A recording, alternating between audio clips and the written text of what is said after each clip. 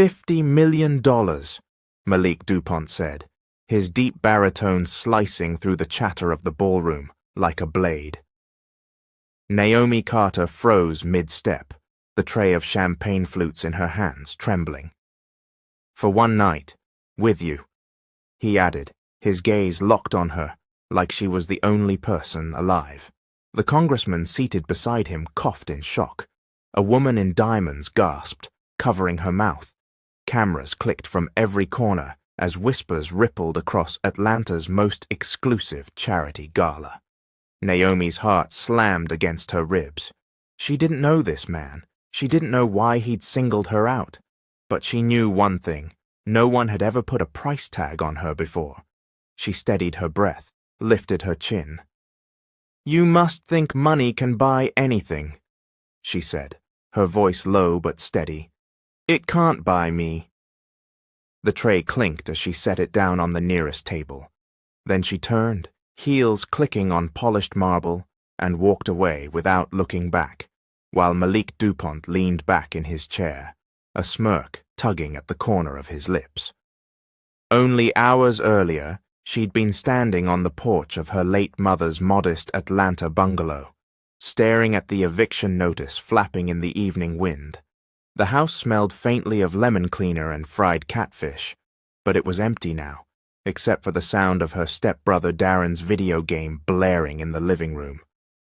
"You knew about this?" she demanded, waving the notice in his face. "Girl, relax. I told you, I got a plan," Darren said, without looking up from his controller. Naomi had no patience for his schemes. She was 2 semesters away from finishing nursing school, working shifts at the hospital, and now about to lose the only home she'd ever known. That's when Jade called. "I got you a spot tonight," her best friend said.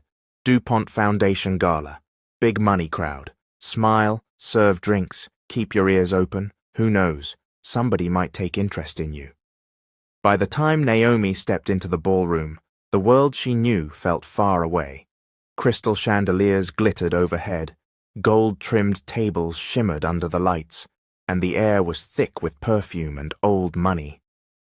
She adjusted the borrowed emerald gown hugging her curves, tucking a loose curl behind her ear, and then she felt it, that heavy gaze from across the room. Malik DuPont, black billionaire, tech genius, the man every magazine called eccentric, unpredictable, untouchable. She turned away quickly, but not before he noticed her refusal to play along when a famous rapper reached for her arm. And that, apparently, was all the invitation Malik DuPont needed to make an offer that would echo in her mind long after she walked out of that ballroom. The Atlanta night air was still thick in Naomi's lungs as she left the DuPont gala. She could still hear the whispers echoing behind her. 50 million. Did you hear him? Like a scandalous chant. She didn't get far. A sleek black SUV rolled up beside her, and a tall man in a tailored suit stepped out. "Miss Carter?" he asked. His voice was deep, clipped, professional. "Who's asking?" "Tobias Reed, Mr. DuPont's personal assistant. He'd like to clarify his offer." Naomi almost laughed. "Tell your boss I don't sell myself." She turned to keep walking, but Tobias didn't move. "You misunderstand. No strings after one night. Just your company." His word. Back at the bungalow, the glow from the street lamp spilled over the crumpled eviction notice still taped to the door. Darren was in the kitchen, digging through her leftovers. "You walked away from it?" he asked when she told him. "Naomi, are you crazy? That kind of money could change everything." "For you, maybe," she shot back. "For us," he corrected, jabbing a finger at her. 50 million, and you're acting like you're above it. Mama would have... Don't you dare bring Mama into this." That night, Naomi sat on her bed, staring at her cracked phone screen. Bank balance, $212.47. Rent past due, nursing school tuition unpaid. The image of Malik DuPont's eyes, calm, assured, almost amused, kept flashing through her mind. She typed the number Tobias had left. "Tell Mr. Dupont," she said, when he answered. "Payment first, 1 night, then we're done." The next evening, a glossy black Rolls-Royce Phantom slid to the curb outside her house. Neighbors peeked through curtains as Naomi stepped inside, her pulse racing. The penthouse smelled faintly of sandalwood and citrus, the city skyline stretching endlessly beyond floor-to-ceiling glass. Malik was waiting, no tuxedo this time, just a black silk shirt open at the throat, his locks tied back. "You came," he said simply. "You paid," she replied. He smiled, slow and deliberate. "Dinner?" On the long marble dining table, instead of catered plates, Naomi found a steaming bowl of seafood gumbo. "You cooked this?" "My mother taught me," Malik said, ladling her a portion. "Creole roots run deep." They talked over gumbo and cornbread, about Morehouse, about nursing school, about Atlanta's future. Not once did he touch her. When the night ended, he walked her to the elevator, pressed a small device in her hand, and said, "Check your account." In her ride home, Naomi's phone buzzed. Deposit, $50 million. She stared at the screen, breath catching. "No strings?" he'd said. So why did it feel like something had just begun? The next morning, Naomi woke to the sound of her phone buzzing non-stop. Her best friend Jade's voice crackled through the speaker. Jade. "Girl, tell me this ain't real. 50 million? In your account?" Naomi rubbed her forehead, still in disbelief. Naomi. "It's real, and I don't even understand why. He didn't touch me, Jade. Not once." She barely had time to process it before her front door shook under heavy knocking. Darren's voice came through, sharp and impatient. "Darren, open up! We need to talk." When she opened the door, he barged in, eyes wide like he'd seen heaven. "Darren, $50 million, Naomi. That's a blessing from God. Now here's the thing. I got some people I owe, and if you just spot me..." She cut him off. Naomi. "Absolutely not. This isn't your money." Darren. "It's family money." Naomi. "No. It's my mother's house, my tuition, my life, not your gambling debts." Darren's jaw flexed, but when she stood her ground, he stormed out, slamming the door so hard the windows rattled. By early afternoon, Naomi's phone buzzed again, this time a message from an unknown number. "Your presence is requested at DuPont Tower at 7 p.m. She stared at it for a moment, debating. Something about Malik unsettled her, not because of his wealth, but because she couldn't read him. He'd made the most outrageous offer of her life, then treated her with quiet respect. And now, this invitation. The evening skyline was aflame with neon when Naomi arrived at DuPont Tower. A doorman in a crisp uniform opened the door with a smile, as though she belonged there. Inside, the lobby gleamed. Black marble floors, gold accents, and a massive mural depicting scenes from African and Black American history. The receptionist greeted her by name before directing her to a private elevator. When the doors opened on the 48th floor, Malik was waiting. No suit tonight. Instead, a casual elegance. Black joggers, a designer hoodie, diamond studs catching the light. "Malik, welcome to my world." Naomi followed him into a penthouse unlike anything she'd ever imagined. The walls were lined with rare African art, each piece lit like it belonged in a museum. One side of the room opened to a balcony overlooking all of Atlanta, the city lights stretching endlessly. Naomi. "This view?" Malik. "It reminds me of where I came from, and how far I still have to go." He poured her a glass of hibiscus tea and handed it to her. Malik. "I didn't invite you here to impress you. I invited you here because I think you see through all this." Naomi raised a brow. Naomi. "Through what?" Malik. The show, the money, the headlines. Most people, they only see a price tag. Malik, I want you to consider working with me. No contracts like before. I'll sponsor your education no matter what it costs. In exchange, you'll help me expand my foundation's nursing scholarships. Naomi blinked, unsure whether to feel grateful or suspicious. Naomi, why me? Malik, because you said no, and people who say no to me usually have something I can't buy. There was a pause, not awkward, but heavy with unspoken things. Naomi sipped her tea, eyes drifting over the skyline. Malik's gaze stayed on her, studying her like she was a puzzle he couldn't quite solve. Malik, you can take some time to think about it, but something tells me you won't need long.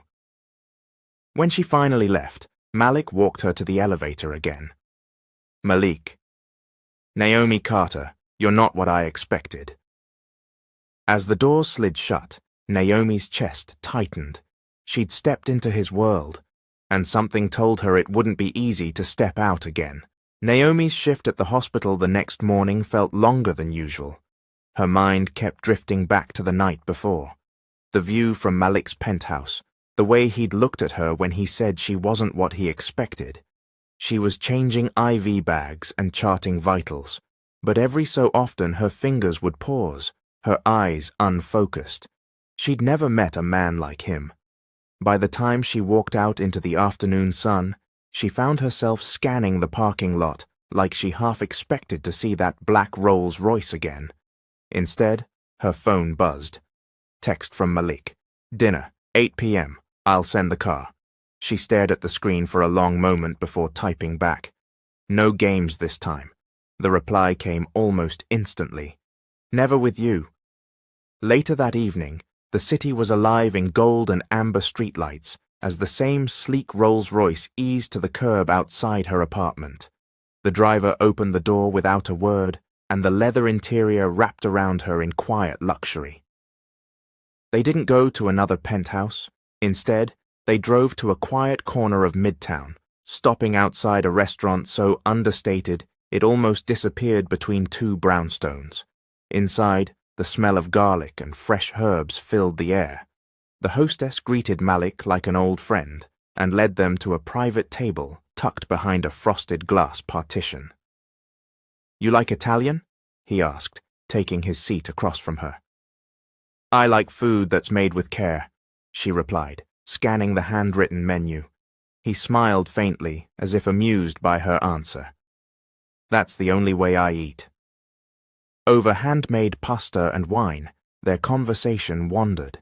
She learned his parents had been school teachers in New Orleans before moving to Atlanta when he was a teenager. He'd been the kind of kid who dismantled radios just to see how they worked, always with a notebook full of ideas. Most people see the money first, he said between sips of wine.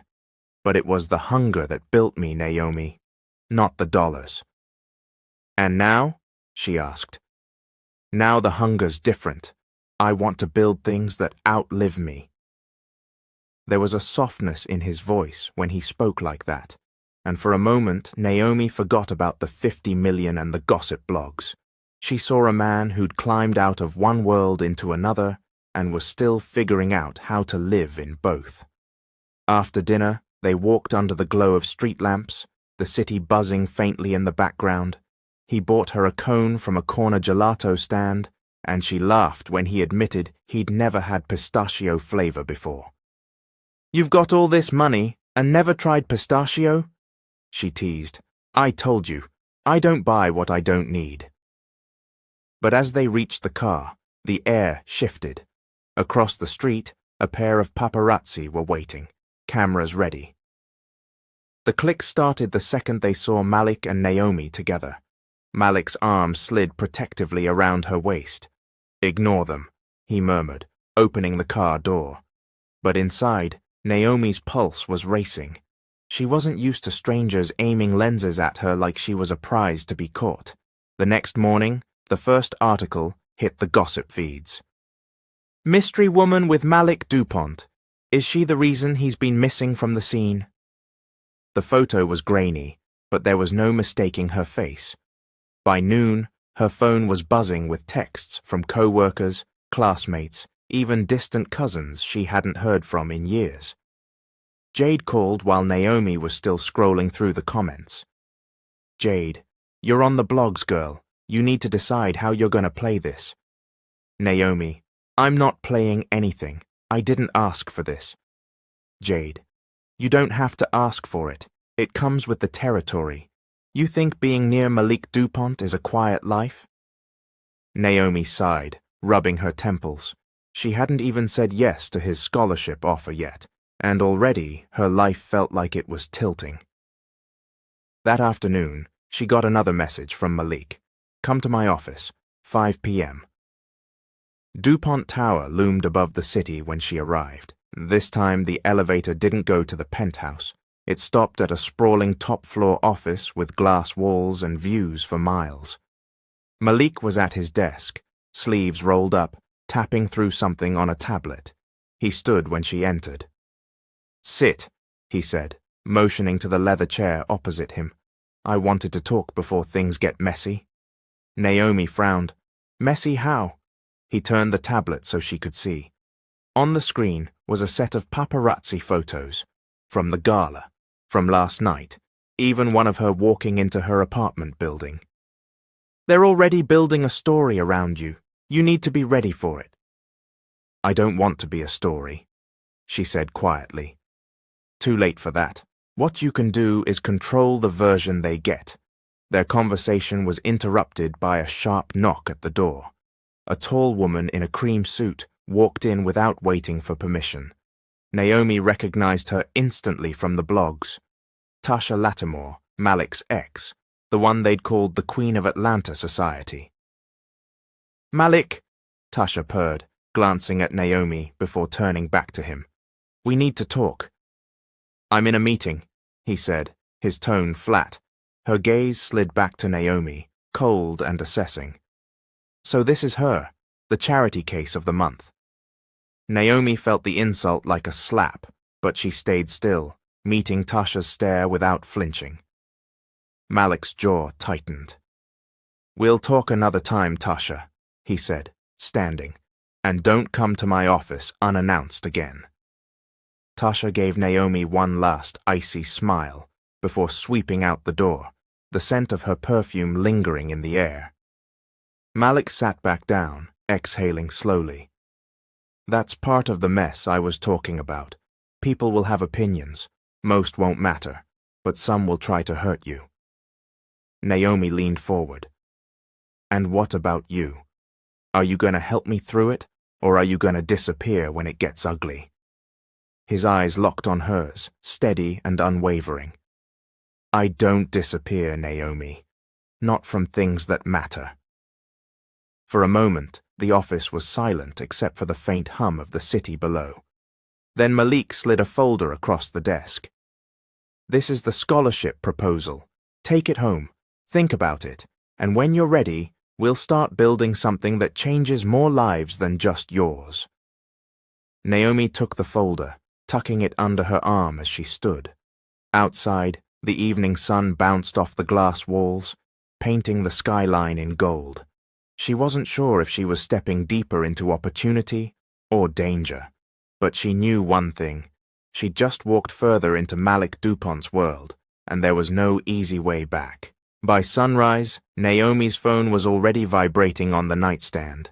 She ignored it at first, but the buzzing wouldn't stop. When she finally rolled over and checked the screen, her notifications were drowning her. Missed calls from Jade, texts from classmates, DMS from strangers she didn't know. At the top of her feed was a headline from a gossip blog. From Scrubs to Silk, Billionaire Malik DuPont's new mystery woman. The photo wasn't from the gala or the restaurant. This one was taken from across the street as she'd walked into DuPont Tower yesterday. Her face was clear. Her name was in the caption. She felt her stomach drop. "At the hospital." Whispers followed her down the hall. The head nurse called her into the office before she could even clock in. "Naomi, I don't know what you've gotten yourself into," the woman said, folding her hands on the desk. But the administration doesn't want this kind of attention attached to the internship program. So what are you saying? I'm saying they think it's best you step away for now. It felt like the ground gave way under her. She'd worked for this internship for years, and it was gone because of a man she barely knew. On her lunch break, she sat in her car in the parking garage, trying to make sense of it all. That's when the passenger door opened. Naomi, you can't ignore me forever. It was Jade, sliding into the seat with a coffee in hand. You're all over the blog, sis. You need to decide. Either you keep letting this happen to you, or you start controlling it. I didn't ask for any of this, Naomi said, staring out the windshield. Doesn't matter. The second you walked into that gala, you stepped into their world. And their world runs on stories. You can be the victim in them, or the main character. Naomi didn't answer. When she got home that evening, Darren was sitting at the kitchen table, grinning like he'd just won the lottery. Girl, you famous now. You know how many people been asking me for your number? She dropped her bag on the floor. Stay out of it. Why? You got 50 million in your account. We could be living like kings right now. Darren, you stole from me last time you had access to my money. That was a loan, he said, smirking. Get out, she said quietly. He laughed, like she couldn't be serious. But when she didn't move, didn't blink, the smirk faded. You changing, Naomi, and not in a good way. She didn't answer. He left, slamming the door so hard the frame rattled. That night, she was curled up on the couch with a blanket when the knock came. She opened the door to see Malik standing there in a charcoal overcoat, rain still dripping from the brim of his cap. You're all over the feeds, he said. I noticed. Come on, he gestured toward the elevator. You need a break from this place. An hour later, they were walking into his private art gallery on the edge of the city, a space no journalist had ever been inside. The walls were covered with paintings from Black American and African artists, some pieces over a century old.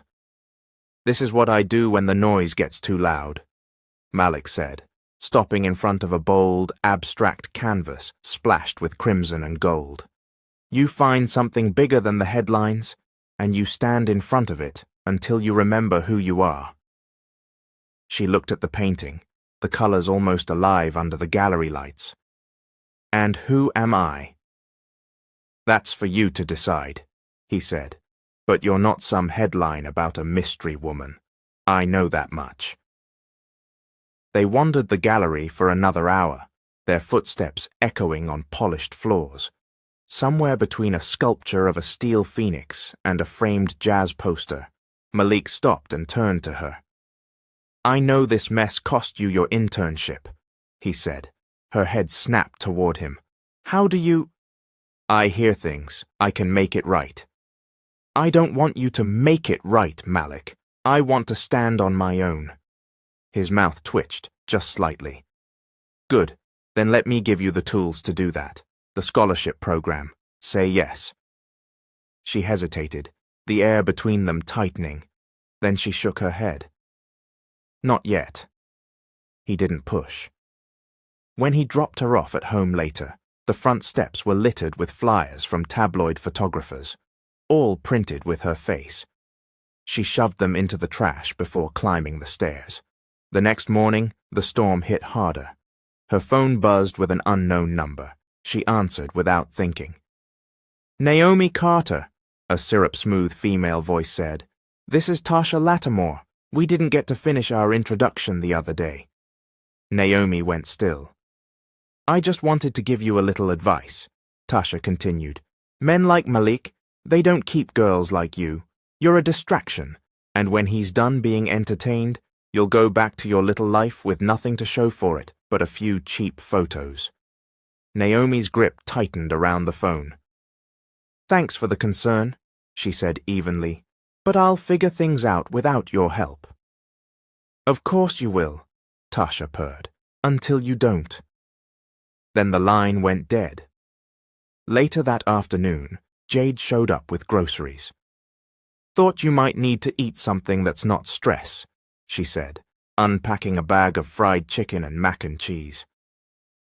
As they ate, Naomi told her about the call. "Don't let her get in your head," Jade said. "She's scared. You're not just another girl to Malik, or she wouldn't bother warning you off." Naomi didn't say it out loud, but she wasn't sure which thought scared her more, that Jade was right or that she wasn't. That night, as rain streaked down her bedroom window, Naomi lay awake replaying everything: the gala, the offer, the photos, Tasha's voice. Somewhere deep down, she knew the story was just beginning, and she wasn't sure if she was ready for the next chapter or if she'd survive it. The next morning, Naomi stepped out of her building to find a black Bentley idling at the curb. The back window slid down, and Malik's voice drifted out. "Get in." She hesitated. "What is this?" "Damage control," he said. Against her better judgment, she climbed in. The smell of leather and his cologne closed around her, a mix of cedar and something darker. They drove through the city in silence until the skyline gave way to open road. Finally, she turned to him. "You can't just show up and pull me out of my life like this." He glanced at her. "Your life is under siege. You've got paparazzi outside your building and enemies you didn't know existed. I'm not going to let them eat you alive." She stared at the road ahead. "And what does that make me? Another one of your projects?" He didn't answer. They pulled into a private airfield where a sleek jet waited. She stopped short. "Number absolutely not." "You need space to think," he said. "We're going somewhere no one can follow." "I'm not Naomi." He said her name like it was a command. "Trust me for 24 hours, then decide." Against every logical instinct, she followed him up the steps. The flight was quiet, except for the hum of the engines. She sat by the window, watching the clouds slide by. He worked on his laptop across from her, every so often glancing up like he was taking her measure. When the plane landed, she stepped into a world that looked like a postcard. White sand, turquoise water, palm trees swaying in the breeze. "This is yours?" she asked. "One of them," he said. Of course it was. By the time they reached the villa, her phone had no signal. She wasn't sure if that was comforting or terrifying. The place was all glass and open air, the ocean visible from every room. Staff appeared with cool towels and glasses of something citrus and sweet. "You brought me to an island," she said. "I brought you somewhere safe," Malik replied. That evening, they ate dinner on a terrace lit by candles and the slow burn of the setting sun. Naomi tried to ignore how easily the world melted away here. Midway through the meal, she set down her fork. "Why me, Malik? You could have anyone. Why offer 50 million to a girl you barely knew?" He studied her for a long moment. "Because you didn't look at me like everyone else does. You weren't calculating. You weren't afraid. And you didn't want anything from me." Her laugh was quiet, almost bitter. "I didn't even want you." "I know." Later, as they walked along the beach, her bare feet sinking into the cool sand, she caught him watching her. "What?" she asked. "You remind me of someone I used to know," he said. "An ex?" "Number A friend.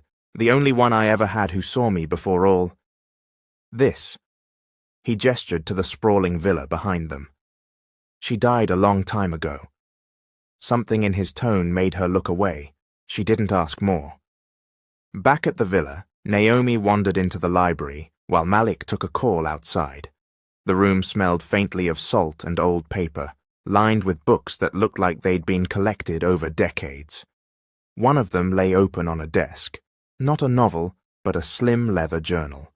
She couldn't help reading the page. The handwriting was neat, almost meticulous, Money builds walls, but loneliness builds higher ones. She closed it quickly when Malik walked in. His gaze flicked from her to the desk, but he didn't comment. The next morning, she woke to the sound of waves crashing against the shore. Malik was already outside on the terrace, coffee in hand. "Sleep well?" he asked. "Better than I expected," she admitted. They ate breakfast in easy silence until his phone buzzed. He glanced at the screen, his jaw tightening. "We have to go back." "What happened?" "Tasha happened." By the time they landed back in the city that afternoon, Naomi's name was trending again, this time alongside a photo of her and Malik on the island, taken from a boat offshore. "How did she even—" Naomi began. "She's connected, and she's making it clear she won't disappear quietly," Malik said. Outside the terminal, the flash of cameras was blinding. Malik's security team closed around them, but Naomi still heard the shouted questions. "Naomi, are you Malik's mistress? Did you take the money? Is it true you're moving into DuPont Tower?" She didn't answer any of them. Later that evening, in her apartment, she sat with Jade on the couch, the TV muted as another gossip segment played their island photos. "This isn't going away," Jade said softly. "So you need to ask yourself, is Malik worth the war?" Naomi stared at the screen, her own face staring back at her. She didn't have an answer. Not yet. That night, Malik called. "I can shut her down, Naomi, but if I do, there's no going back to the way things were." "Maybe they're already gone," she said quietly. He didn't argue. The next afternoon, Naomi stepped into the lobby of DuPont Tower, Malik's skyscraper, to find herself the focus of 20 pairs of eyes. The receptionist smiled too brightly. A man by the elevators pretended to check his phone, and 2 women whispered behind manicured hands. She kept her chin high, ignoring them, and pressed the button for the 48th floor. When the doors slid open, Malik's assistant, a slim woman in a navy-sheathed dress, was waiting. "Mr. DuPont will be with you in a moment. Please, wait in here." The waiting area was bigger than Naomi's entire apartment, all marble floors and floor-to-ceiling windows, but she barely noticed because sitting in one of the leather chairs was Tasha. Tasha crossed one long leg over the other, a smile curving her glossy lips. "Well, the infamous Naomi, I was wondering when you'd show up." Naomi sat opposite her, careful to keep her voice even. "And you are?" "Oh, honey, you know who I am. I'm the woman who doesn't have to be bought to be in Malik's life." Naomi's nails dug into her palms. "If you have something to say, say it." Tasha leaned forward, her perfume, rich, spicy, drifting between them. "You think you're different, but you're just another pretty distraction. Malik will tire of you. They always do." Naomi didn't look away. "Maybe, but at least I'm not sitting here trying to convince myself I still matter to him." For a split second, Tasha's smile faltered. Then the office door opened and Malik stepped out. "Ladies," he said smoothly, his eyes moving from Tasha to Naomi. "I wasn't aware we had a joint meeting." Tasha rose, brushing invisible lint from her skirt. "We don't. I just wanted to see the girl causing all this noise." She sauntered past him, pausing just long enough to add, "Call me when you're done playing." The door closed behind her, and the silence was thick. Malik finally spoke. "You didn't have to engage her." "She came at me," Naomi shot back, "and you gave her exactly what she wanted, a reaction." Later that evening, Naomi sat in Jade's apartment, venting over a glass of wine. "She's stunning, confident, and she knows exactly how to push buttons," Naomi said, pacing the living room. "But I'm not going to let her intimidate me." Jade smirked. "You're forgetting the golden rule, babe. The more you look rattled, the more she wins. The best revenge? Live like she doesn't exist." Naomi sank onto the couch. Easier said than done when she's literally waiting in his office. Jade leaned back. Then make her irrelevant. Show Malik you're not just here for the drama, that you're someone he can't walk away from. 2 days later, Naomi found herself at a charity gala Malik was hosting. The ballroom glittered with chandeliers and glass walls overlooking the city. She wore a silk gown the color of champagne, the fabric clinging to her in all the right places. Malik appeared at her side, his hand at the small of her back. "You clean up well," he murmured. "I could say the same," she replied, taking in the tailored black tuxedo that made him look even more dangerous. Before she could say more, Tasha materialized in a crimson gown, her smile aimed squarely at Malik. "Malik, darling, I didn't realize you'd be bringing company." Naomi smiled sweetly. "Oh, he didn't bring me. I'm exactly where I want to be." Halfway through the evening, Naomi excused herself to the powder room. She barely had time to reapply her lipstick before Tasha appeared in the mirror's reflection. "Pretty dress," Tasha said. "Enjoy it while it lasts. He'll move on to someone else soon enough. That's what men like him do." Naomi capped her lipstick. "Maybe, but the difference between us, I won't still be hanging around after it's over." Tasha's eyes narrowed, but Naomi didn't give her the satisfaction of staying. She walked out, her heels clicking against the marble. Later, as the night wound down, Malik found her by the balcony. "You held your own tonight," he said. "Wasn't trying to impress anyone." "That's exactly why you did." He looked like he wanted to say more, but someone called his name from across the room, and he excused himself. Naomi watched him disappear into the crowd, her chest tight with something she didn't want to name. The next morning, Naomi woke to a flood of messages, screenshots, headlines, tagged posts. Photos from the gala were everywhere, and every shot of her and Malik looked like they were the only two people in the room. She stared at one image, his hand on her waist, his head tilted toward hers, both of them smiling at something unseen. It was almost intimate. Her phone buzzed, a new message from an unknown number. "Enjoy your 15 minutes, sweetheart.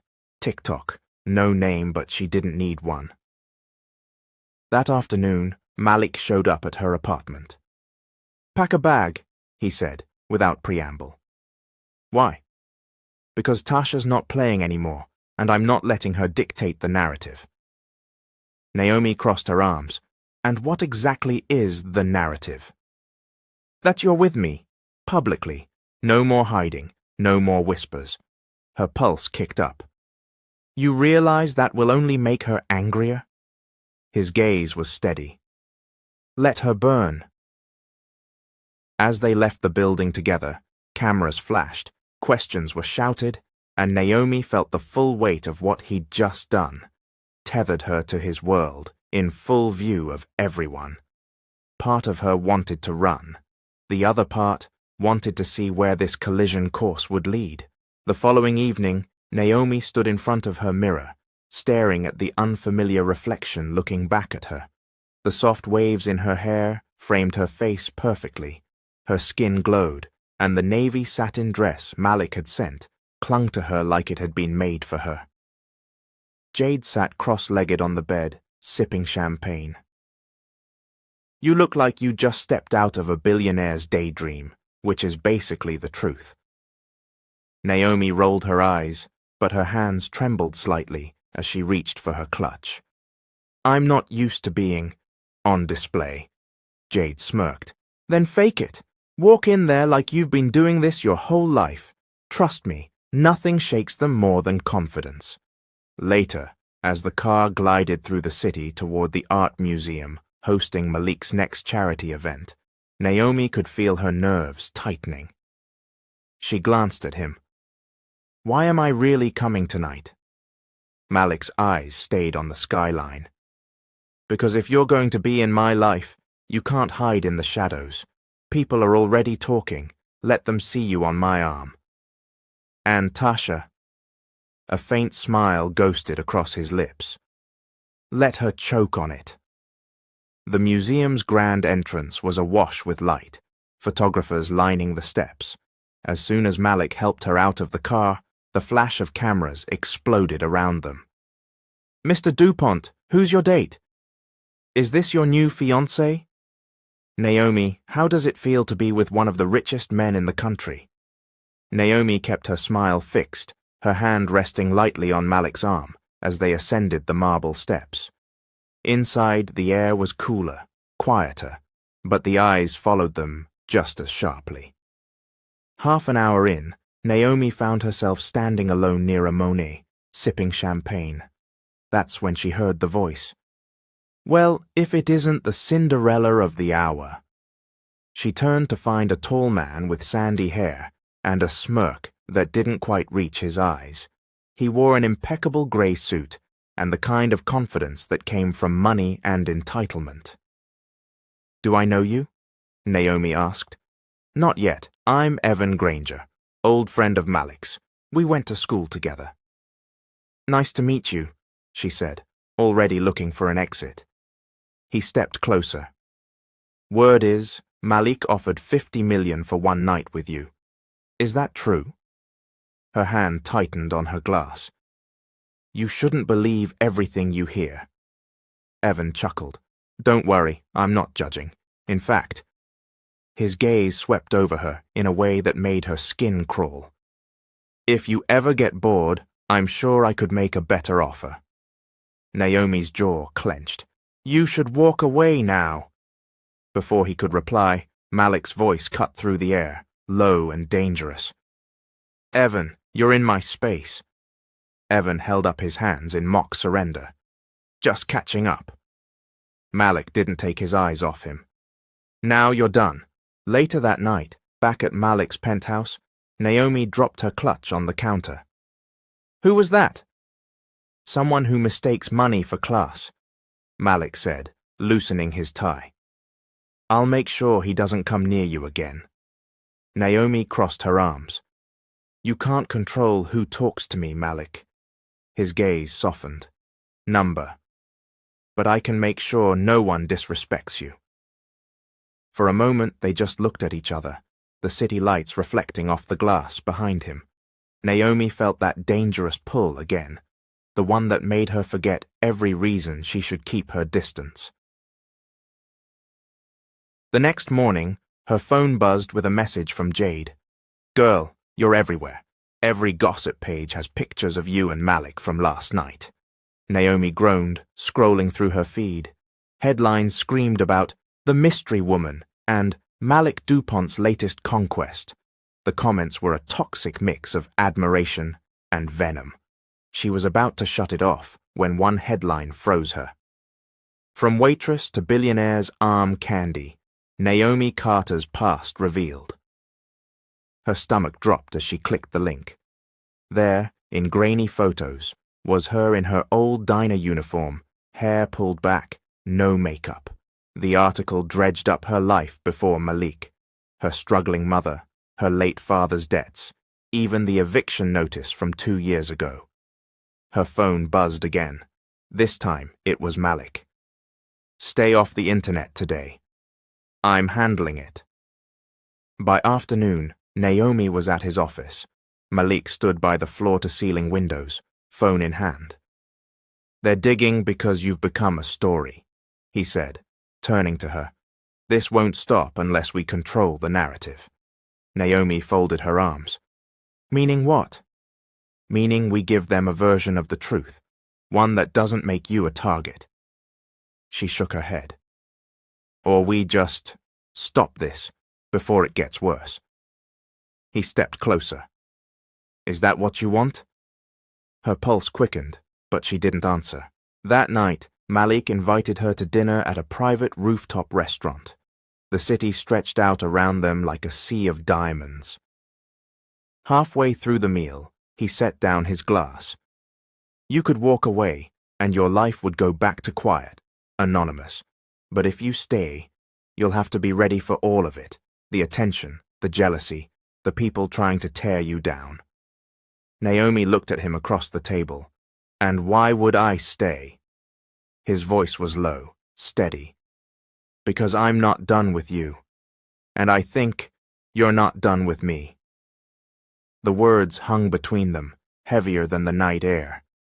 She didn't give him an answer, but as they rode down in the glass elevator, she caught their reflection, his tall frame beside hers, his hand resting lightly at her back, and realized she was already in too deep to turn back, and somewhere, far away, Tasha was watching the same pictures and smiling, because she knew the higher Naomi climbed, the harder the fall would be. The morning after the rooftop dinner, Naomi woke to sunlight streaming through her curtains and the low buzz of her phone on the nightstand. She squinted at the screen. Jade, call me. Now her stomach dipped. Jade wasn't the type to panic over nothing. Naomi sat up, brushing her hair out of her face as she hit the call button. Please tell me you haven't been online yet, Jade said, without greeting. Naomi's voice was still thick with sleep. Why? Because there's a video, Naomi, and it's bad. 20 minutes later, Naomi was pacing her living room, laptop open on the coffee table. The video played on every gossip site and Instagram feed. Grainy footage of her at Malik's charity event 2 nights ago.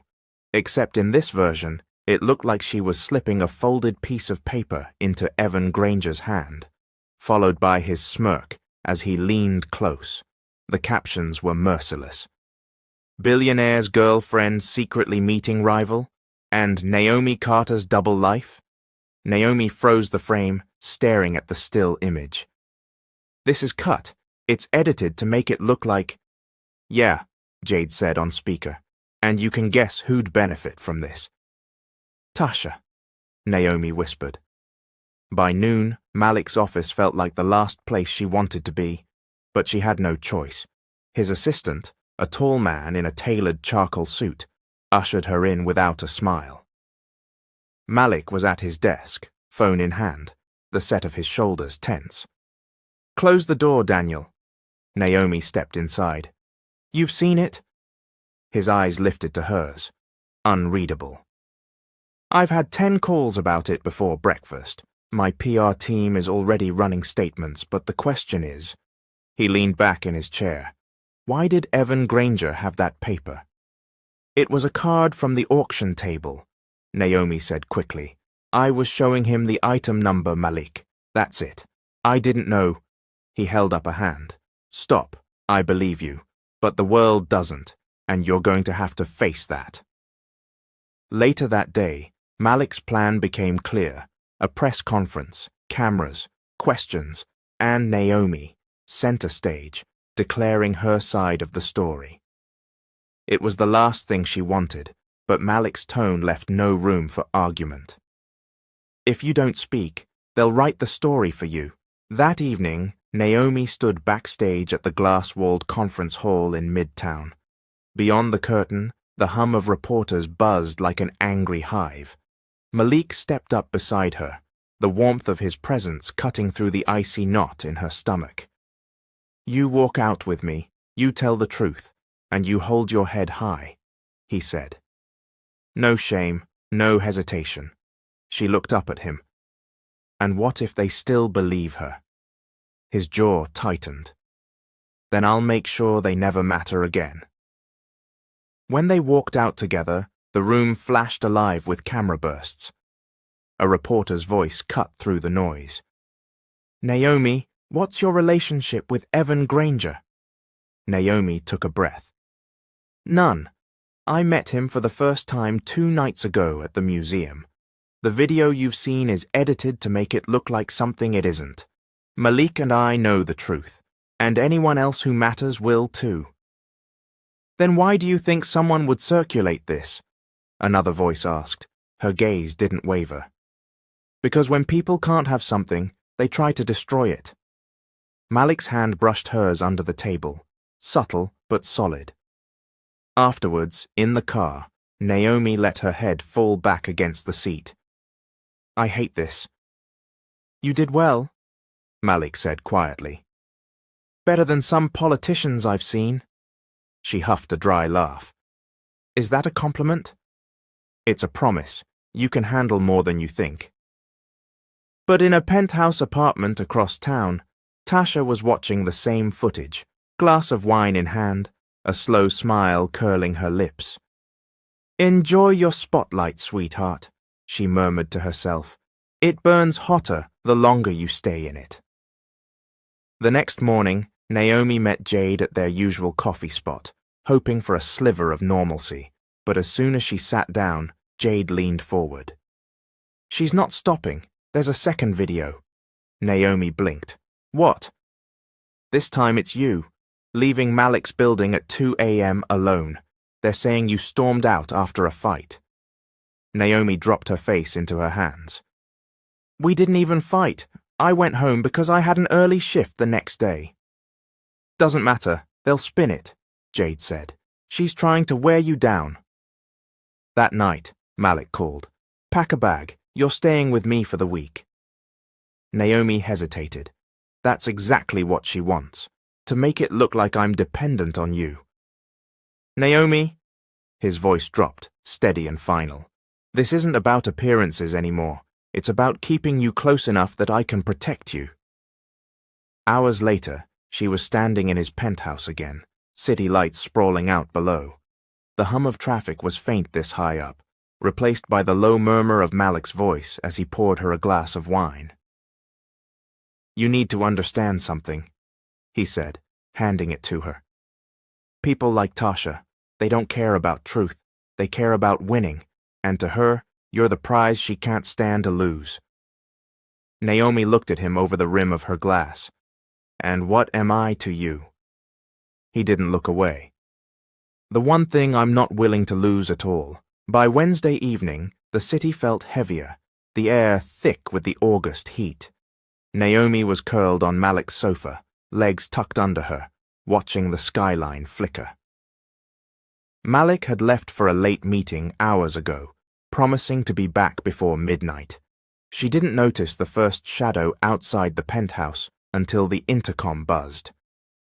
"Naomi Carter," a man's voice crackled through the speaker. "Courier service."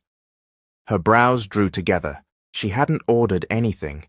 Still, the man's tone was calm, almost bored. "Leave it with the front desk," she said into the mic. Silence. Then, click. By the time Malik returned, Naomi had almost convinced herself it was nothing. But the next morning, a package sat neatly outside the penthouse door. No courier label, just a white box tied with black ribbon. Inside, wrapped in tissue paper, was a single stiletto heel. Red, expensive, and familiar. Naomi's stomach turned. It was hers, the one she'd lost weeks ago after that bizarre, accidental spill of champagne at Tasha's gallery party. A folded note lay beneath it. "Nice place. Shame if people found out what you really are." Later that day at Malik's office, she dropped the box onto his desk. He stared at it, jaw tightening. "When did this get here?" "This morning. I didn't touch it until you came home," she said. "Malik." "She was here." He picked up the note, scanning it once before tossing it back into the box. "She's not just smearing you anymore. She's testing how far she can get." Naomi folded her arms. "So what do we do?" His gaze met hers. "We set a trap." That evening, Malik's penthouse transformed. Discreet security cameras were hidden in the hallway by the elevator and even in the glass reflection near the terrace doors. Naomi tried to relax, but the idea of being bait made her skin crawl. Malik came to stand beside her on the balcony, his shirt sleeves rolled to the elbows. "I know you hate this, but the moment she steps inside here again, we'll have proof." "And if she doesn't?" Naomi asked. He gave a humorless smile. "Then she'll try somewhere else, and I'll be there too." The first 2 nights passed in tense quiet. No packages, no calls, just Malik's steady presence, his low voice over late-night coffee, the city breathing beyond the glass. On the third night, Naomi woke to a faint click. She slipped from bed, heart pounding, padding barefoot into the living room. A shadow moved near the terrace door. Tall, graceful, deliberate. Naomi's breath caught. Tasha. The woman turned, her expression unreadable in the dim light. "You look better in person than in the videos," she said softly. "What are you doing here?" Naomi demanded. Tasha tilted her head, a cat studying prey. "Just making sure you know your place. Malik doesn't keep things he didn't pay for." Naomi's hands clenched. "Get out." Tasha's smile widened, and she took a step closer, then froze as the lights flared on. Malik stood in the doorway, flanked by two of his security men. "I think you've overstayed your welcome," he said, his voice like ice. Tasha's mask cracked for just a second. "Malik, you can't be serious." "Take her downstairs," he told the guards, "and make sure she understands there will be consequences if she steps within 100 feet of Naomi again." They moved forward, but Tasha's eyes locked on Naomi's as she was led away. "This isn't over," she murmured. When the door shut, the silence between Naomi and Malik was heavy. "She hates me enough to risk breaking into your home," Naomi whispered. "She hates losing more," Malik said. He reached out, brushing a strand of hair from her cheek. "And that's exactly what she's going to do." Naomi's voice was low. "She won't stop, Malik, even after this." His eyes darkened. "Then I'll stop her." The next morning, Malik's team had already delivered the footage to his legal department. Tasha's break-in was airtight on camera. Still, Naomi felt the unease settle deep in her bones. While Malik took a call in his study, she wandered into the kitchen, phone buzzing with a message from Jade. "Jade, don't panic, but I think she's going after your job now." By noon, it was confirmed. Her manager at the gallery called, voice strained. "Naomi, I've had 3 different collectors pull their pieces from your care. They say they've heard you're involved in some kind of scandal. I'm trying to keep them, but..." Naomi closed her eyes. "It's Tasha. She's behind this." The manager sighed. "I know, but I can't fight rumors if clients believe them." That evening, Malik found her sitting on the edge of his bed, staring at nothing. "She's ruining everything I have outside of you," Naomi said quietly. "And I hate that she can." Malik sat beside her, his hand finding hers. "Then we take everything she values and strip it away. You're not going to fight this alone, Naomi, not while I'm here." She looked at him then, really looked, and saw that same dangerous glint she'd noticed the night they met.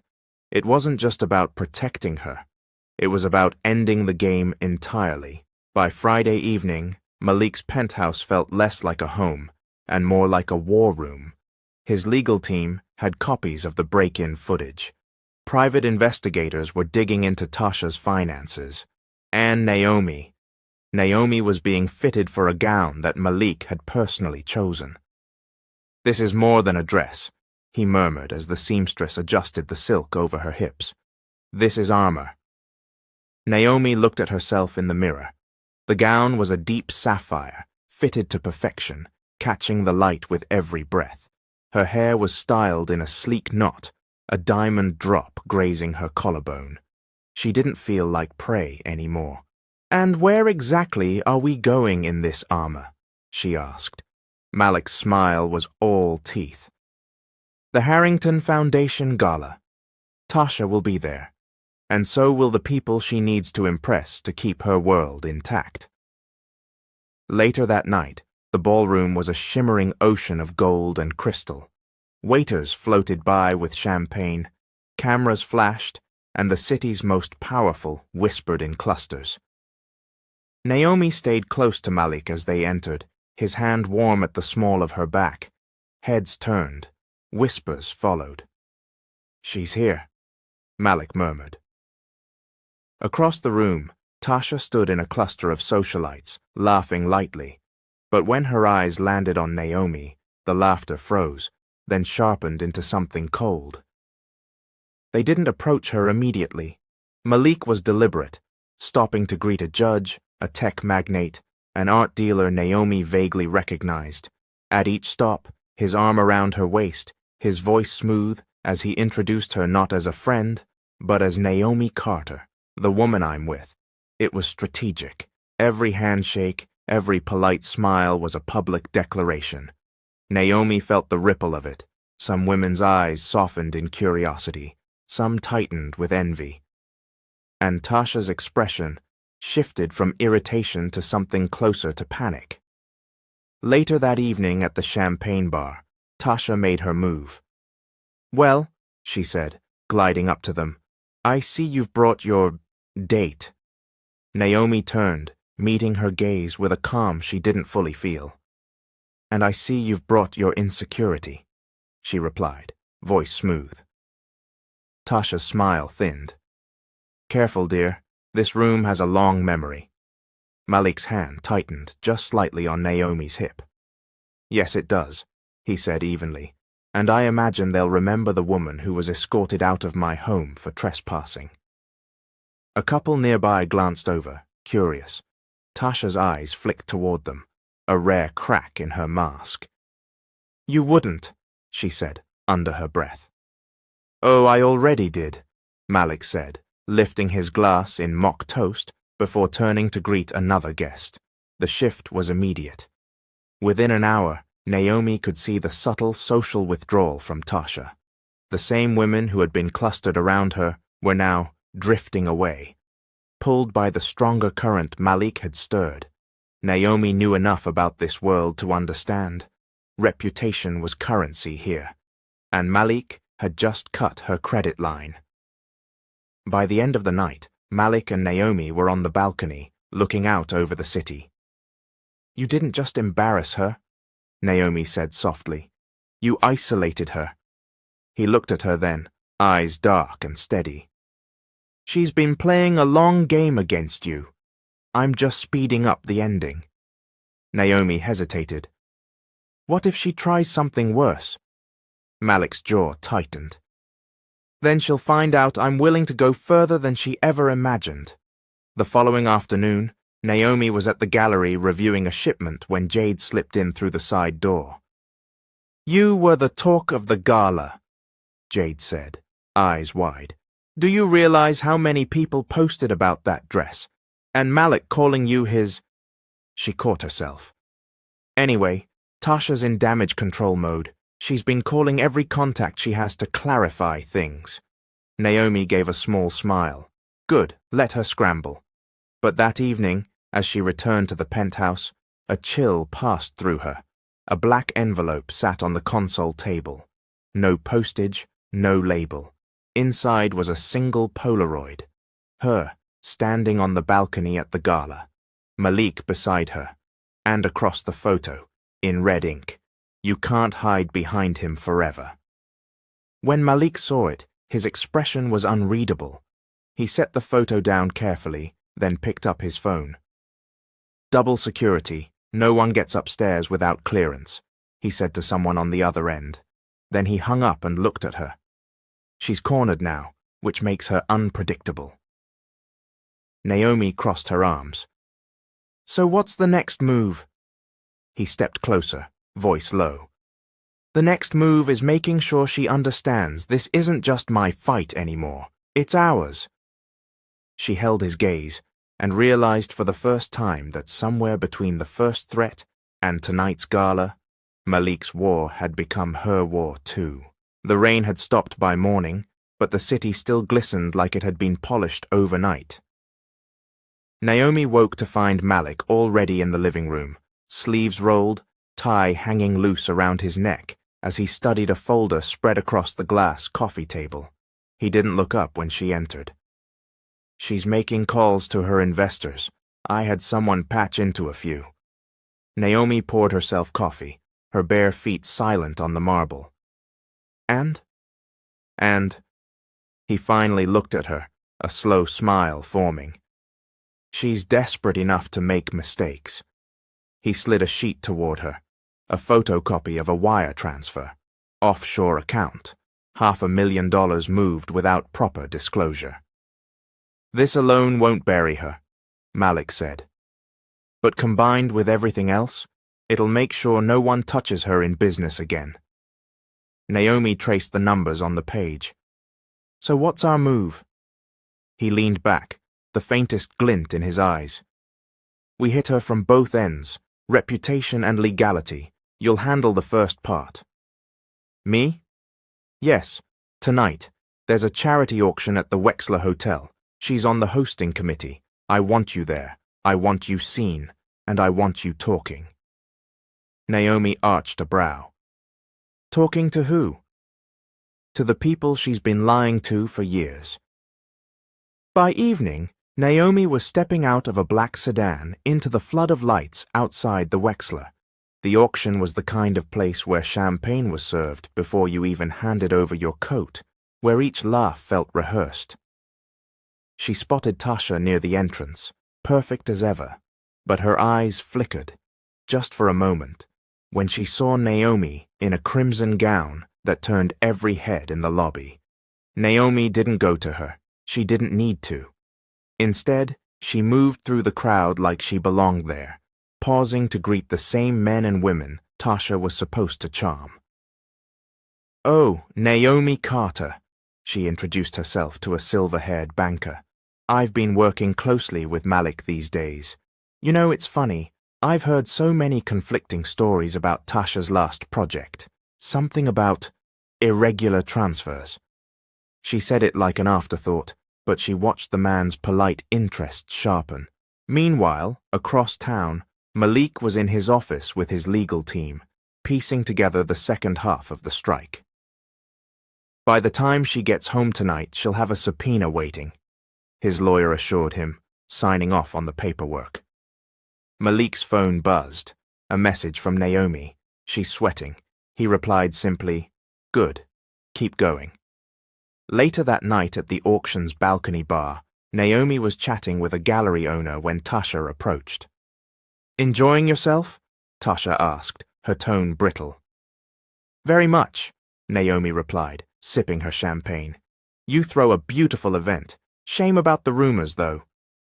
Tasha's eyes narrowed. You think you're clever, but you're just a distraction to him. You'll be gone by summer.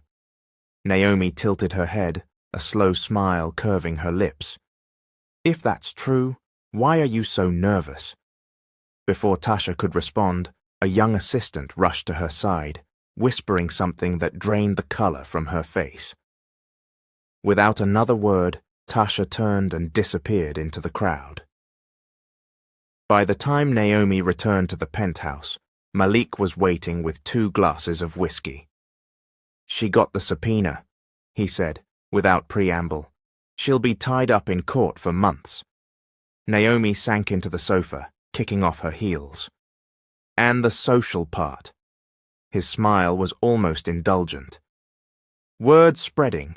By next week, she won't be able to buy a dinner invitation in this city. Naomi studied him for a long moment. You make it sound so easy. It's not, Malik said, his gaze steady. It's calculated. Every move has a cost. And what's the cost here? She asked softly. He set down his glass, leaning closer. The cost is that now she has nothing left to lose, and that makes her dangerous.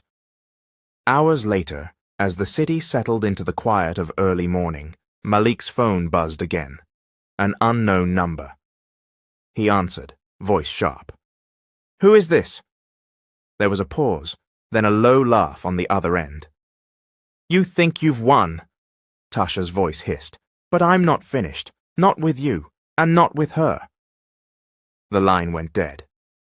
Malik stared at the phone for a beat, then looked toward the bedroom where Naomi slept. This war wasn't over. Not yet. The morning after the subpoena, Naomi woke to Malik's side of the bed, empty and cold. She found him in the kitchen, coffee in hand, phone pressed to his ear, eyes sharp. Yes, he said, voice low. Keep her under surveillance. I want to know everywhere she goes. Everyone she speaks to. He hung up without noticing Naomi in the doorway. You really think she's going to try something? Naomi asked, padding barefoot to the counter. Malik's gaze flicked to hers. I don't think. I know. He passed her a mug. The only question is how soon. Naomi tried to brush it off. She's cornered. People like that talk big, but... Her phone buzzed on the counter. No name, just a blocked number. She hesitated, then answered. I see you've been playing dress-up. Tasha's voice purred on the other end. Did he tell you what he did to the last girl who thought she could take my place? Naomi froze. Is this supposed to scare me? No, Tasha said.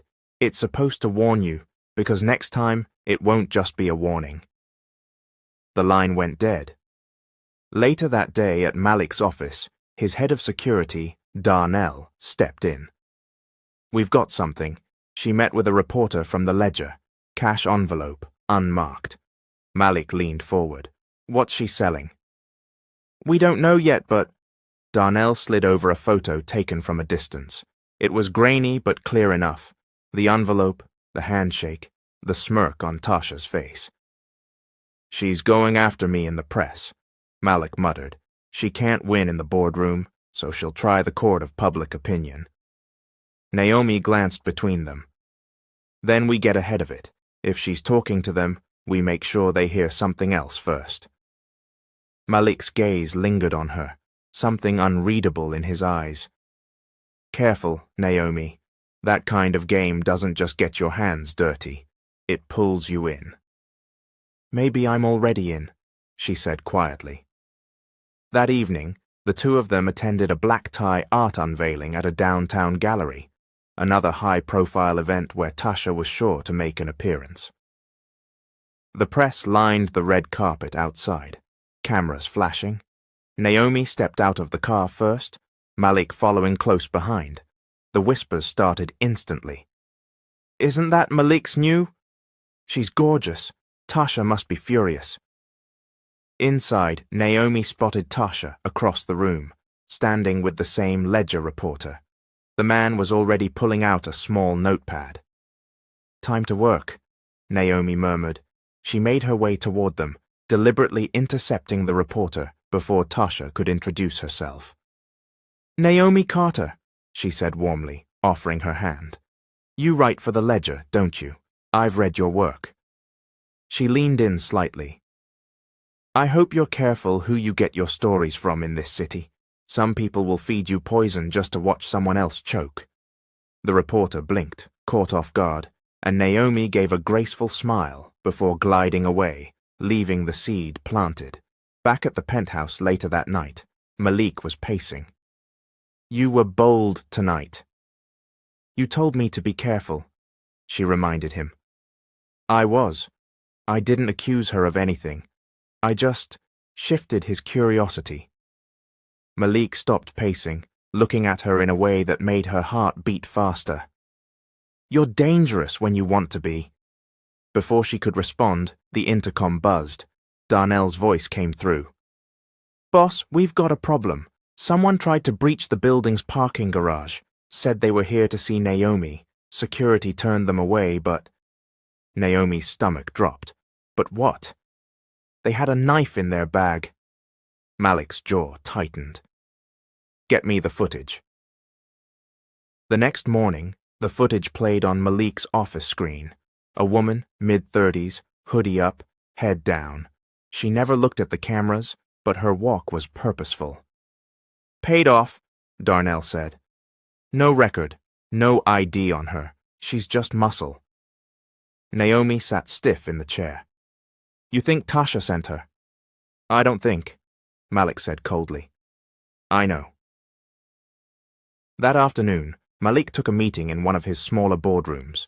Just him, Naomi, and a select group of trusted allies. She's escalating, Malik said, voice even but lethal. So do we. He slid a folder toward Naomi. Inside were photos, bank statements, and a list of names.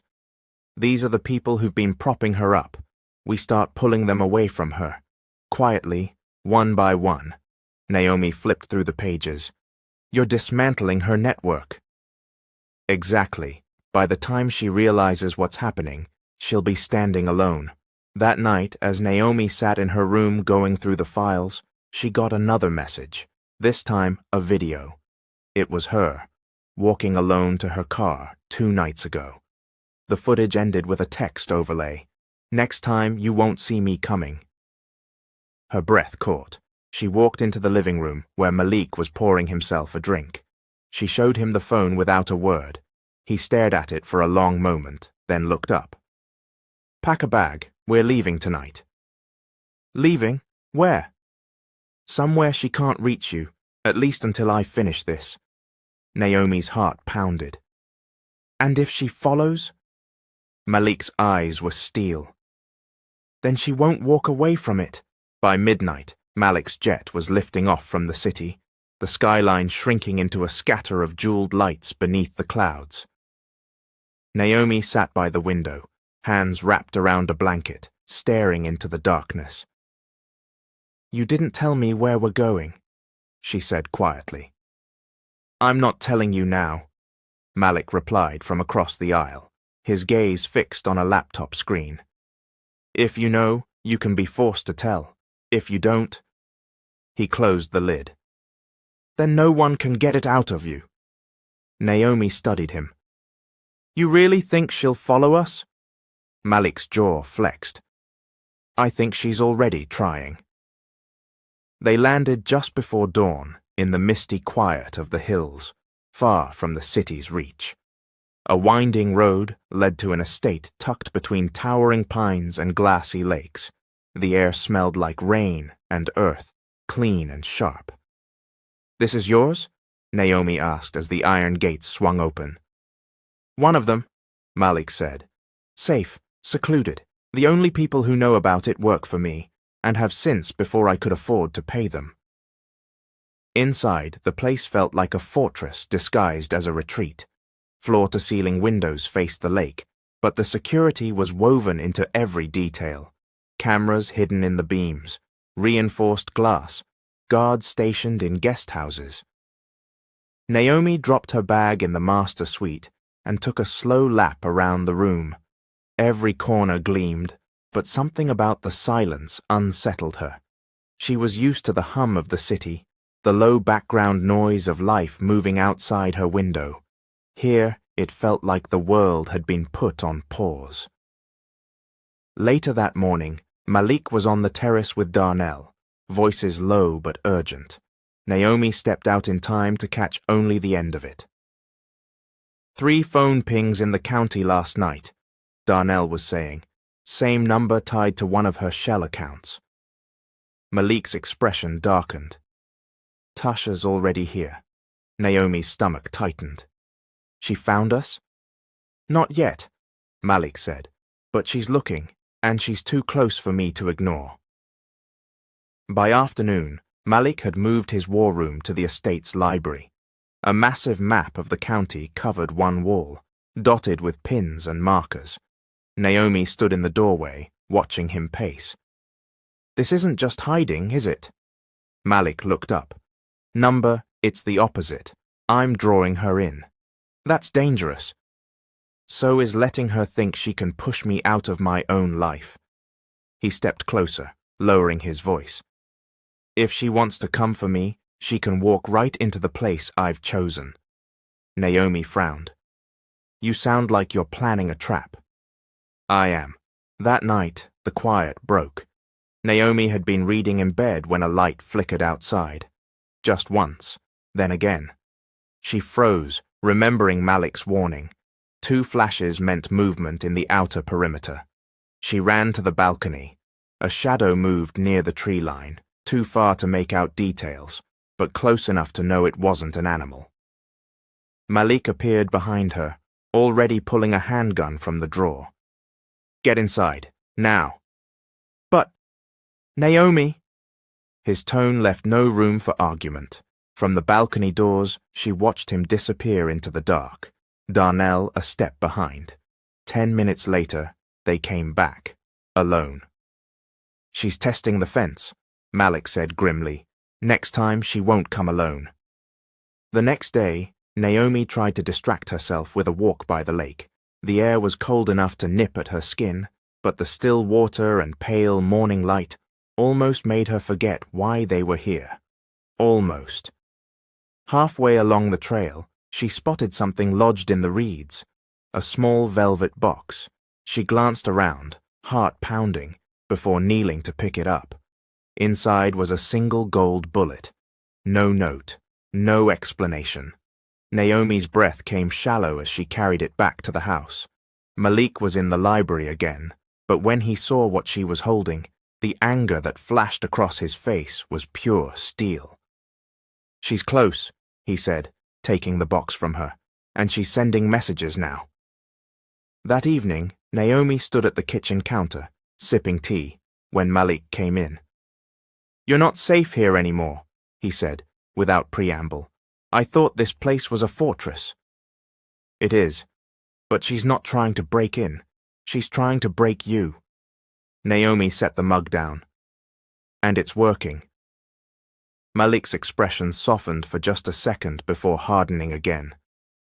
"I won't let her win, and I'm not letting her touch you." The night stretched quiet until the sound came.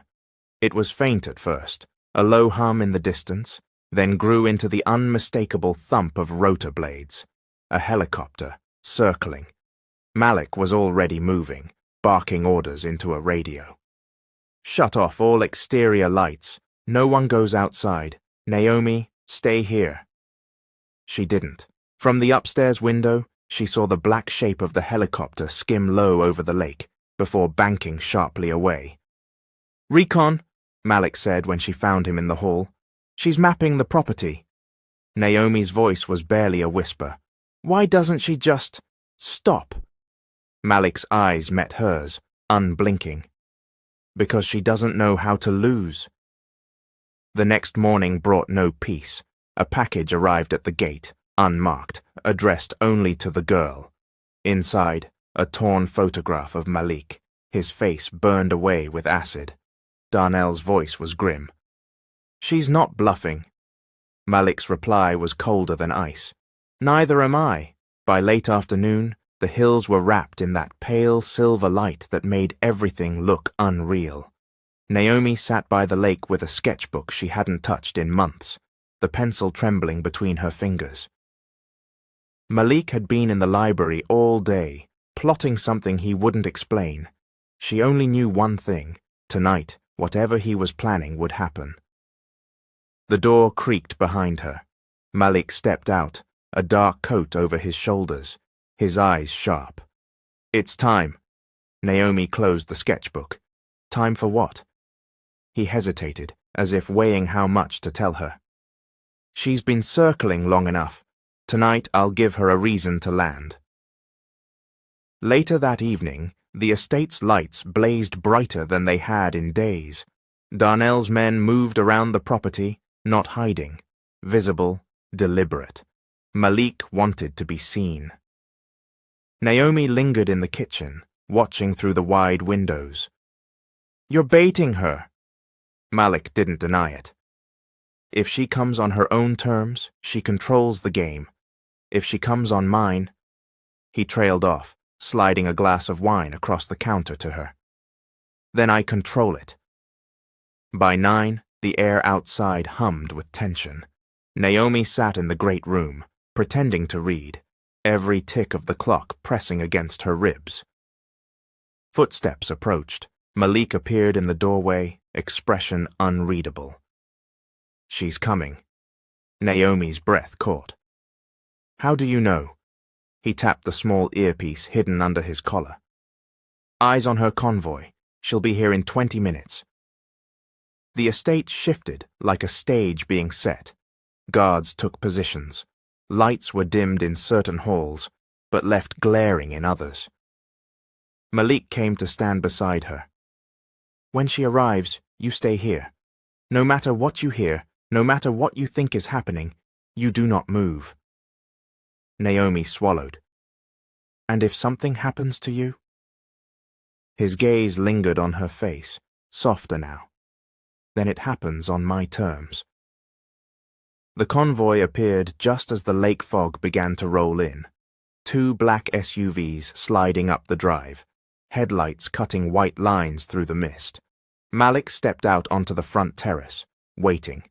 Naomi's heart pounded as the doors opened.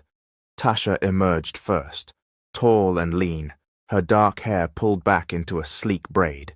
Even from the window, Naomi could feel the weight of her presence, the way she moved like she owned the ground she walked on. "Malik," Tasha called, her voice carrying through the cold night air. "You didn't tell me you were back in the hills." "I didn't think you'd need an invitation," Malik replied evenly. Naomi could hear their voices through the partially opened window. "You've been hiding," Tasha said. "That's not like you."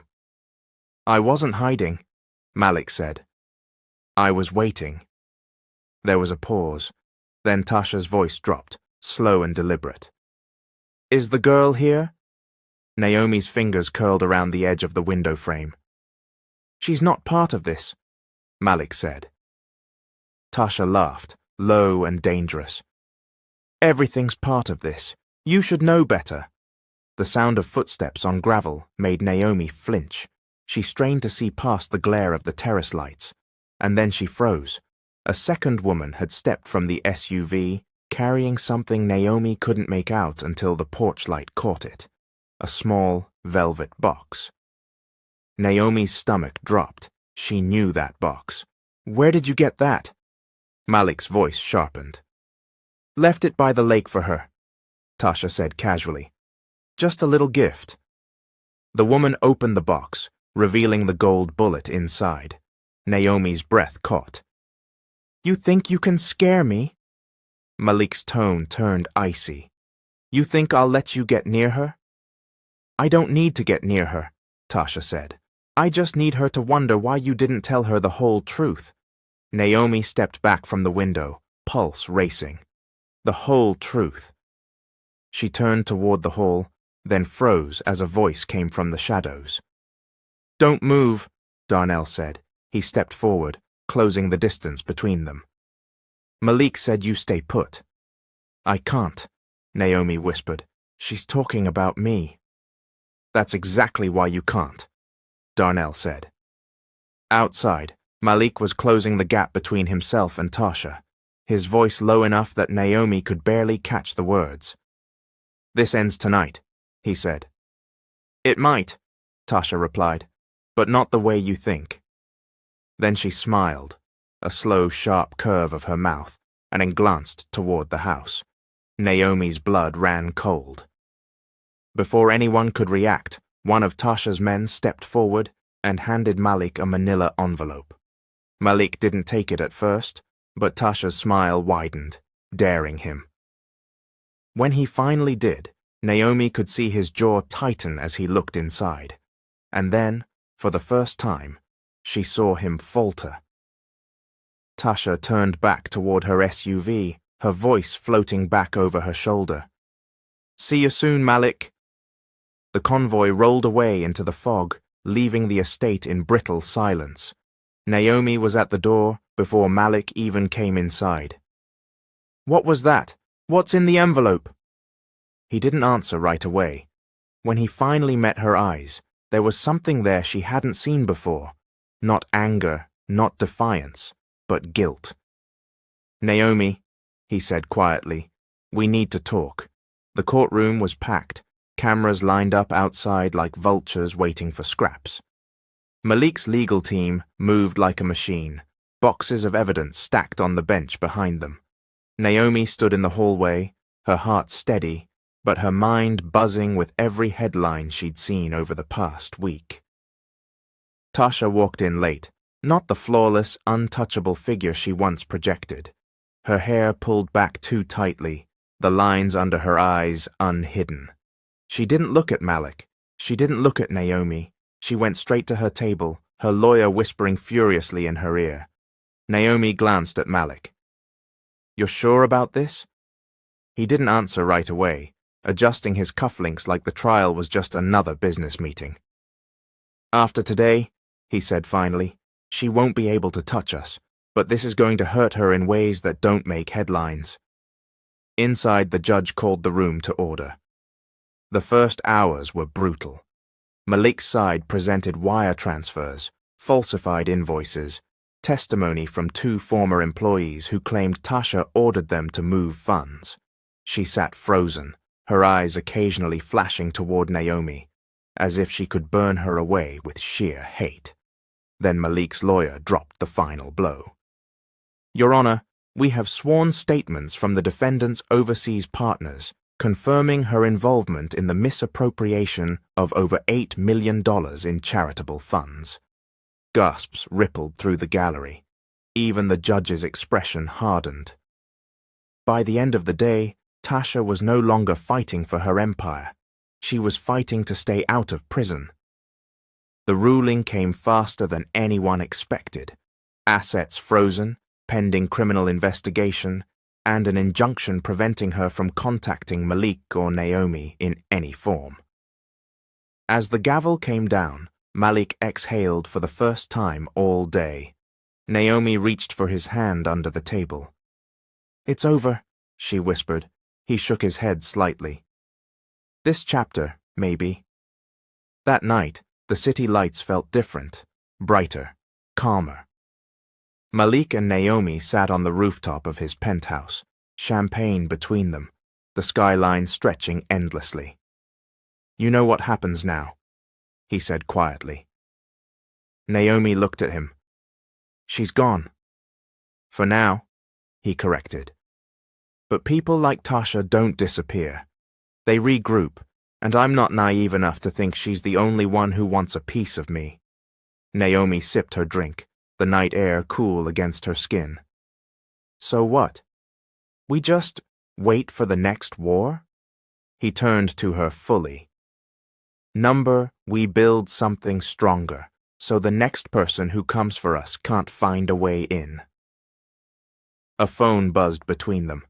Malik picked it up, frowning at the unknown number. He put it on speaker. A man's voice, deep and calm, filled the space. "Mr. Kane, congratulations on today's win. My name isn't important. What matters is, I have a business proposal, one that could make you twice what you just fought for." Malik's jaw tightened. "And why would I care?" "Because," the voice said slowly, "if you don't take it, I'll offer it to someone who isn't afraid to destroy you to get it." The line clicked dead. Naomi stared at him. "Who was that?" "No idea," Malik said, but there was a shadow in his eyes, the kind that only appeared when the game had already begun. He stood, holding out his hand. "Come on, we're going to need to plan." "For what?" "For Season 2, he said with a faint, dangerous smile. "And trust me, it's going to be bigger than anything we've faced yet." Here comes the end of the story. If I was able to make your day, comment Mr. Hope is the GOAT in story writing.